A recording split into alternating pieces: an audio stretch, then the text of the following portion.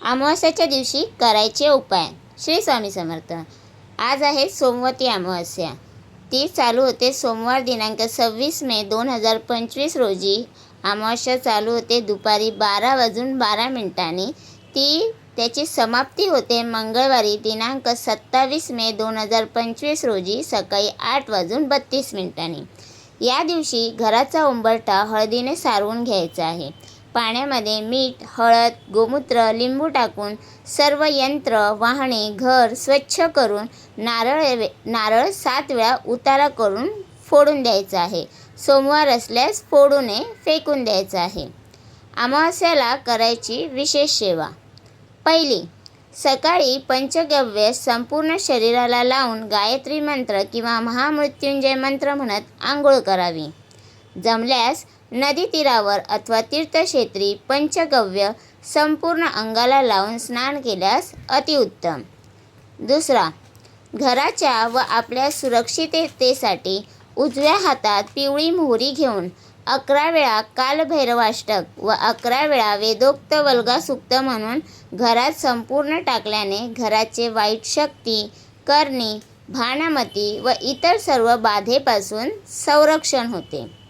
तिसरं, अमावस्येच्या दिवशी घराच्या आजूबाजूच्या सर्व देवी देवतांचा हार, नारळ, खडीसाखर ठेवून मान सन्मान करावा.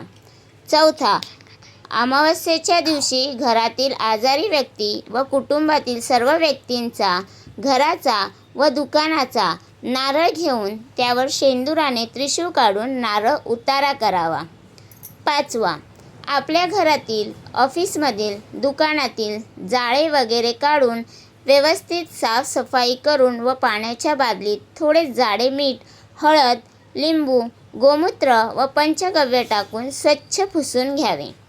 सहावा, हळद व गोमूत्र एकत्र करून घराचा उंबरठा पुसावा.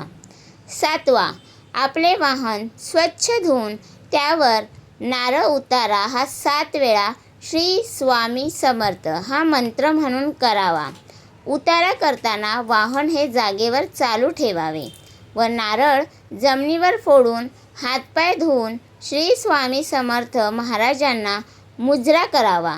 तसेच पांढऱ्या मोहऱ्यांवर वल्गासुक्त 11 वेळा करून त्या पिवळ्या कापडाच्या पिशवीत ठेवून पिवळ्या धाग्याने शिवून गाडीच्या इंजिनीच्या आत तारेने अडकवून ठेवावे व वाहनास केसारी बांधावी. आठवा, घर, दुकान, ऑफिस, कारखाना यांना असोला नारळ, गोरक्ष चिंच किंवा कोहळा बांधायचा आहे.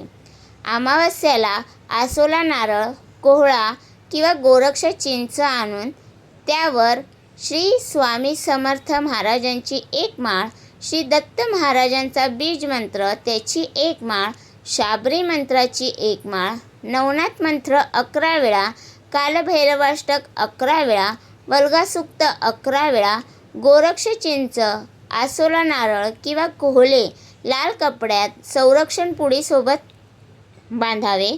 जर अगोदरचे बांधले असेल तर ते वाहत्या पाण्यात सोडावे. आसोला नारळ किंवा कोहळा टांगल्यानंतर कधीकधी खराब होतो किंवा त्यातून पाणी गळते, तेव्हा ते काढून कचऱ्यात टाकून द्यावे. त्या पुढील शनिवारी पुन्हा नवीन कोहळा, आसोला नारळ किंवा गोरक्ष चिंच आणून लावावे व नेहमी सूर्यास्त झाल्यानंतरच हा उपाय करावा. आता हिरण्यदान. अमावस्येच्या दिवशी 12 ते 12:30 दरम्यान जानवे जोड, 1.25 पावशेर पेढे, 11 रुपये दक्षिणा या 3 वस्तू ब्राह्मणास दान देणे. प्रसादास म्हणून पेढा परत केल्यास खाऊ नये.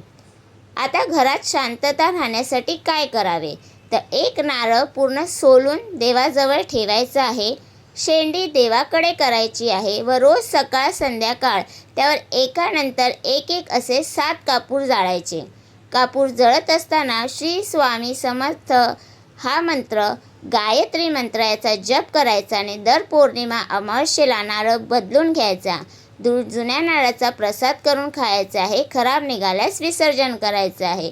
शक्यतो अमावस्येच्या दिवशी परान्न अन्न घेऊ नये. तर तुम्हाला हा माझा व्हिडिओ कसा वाटला प्लीज कमेंट करून नक्की सांगा. आवडल्यास लाईक, शेअर, सबस्क्राईब नक्की करा.